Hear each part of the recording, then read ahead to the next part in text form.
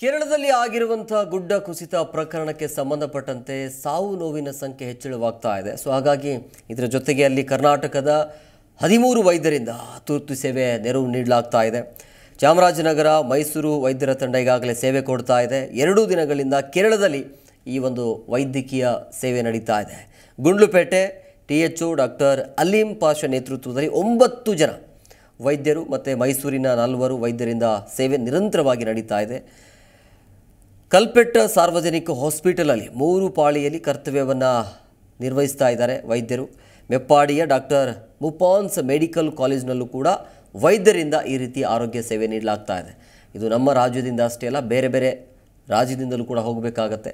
ಸಂತ್ರಸ್ತರಿಗೆ ಅಲ್ಲಿ ಇರುವಂಥ ಸಮಸ್ಯೆ ಏನಿದೆಯಲ್ಲ ಎಲ್ಲರೂ ಕೂಡ ಕೈ ಜೋಡಿಸಬೇಕಾಗತ್ತೆ. ಈಗ ನಮ್ಮ ಕರ್ನಾಟಕದಿಂದ ಆಗ್ತಾ ಇರುವಂಥ ಕೆಲಸ ಕಾರ್ಯಗಳು.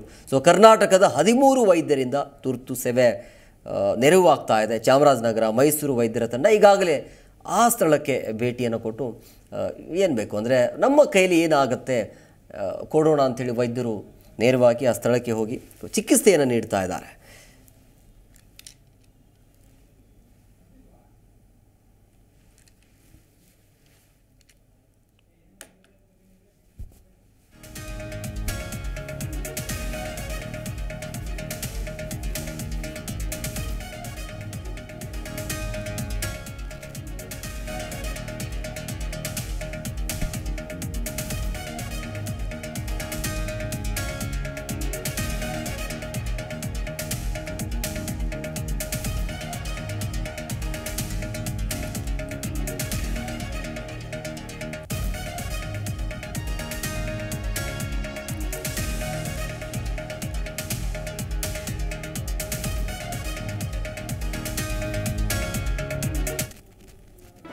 ಜಿ ಕನ್ನಡ ನ್ಯೂಸ್ ಈಗ ನಿಮ್ಮ ಮನೆಯಲ್ಲೇ ನೋಡಿ.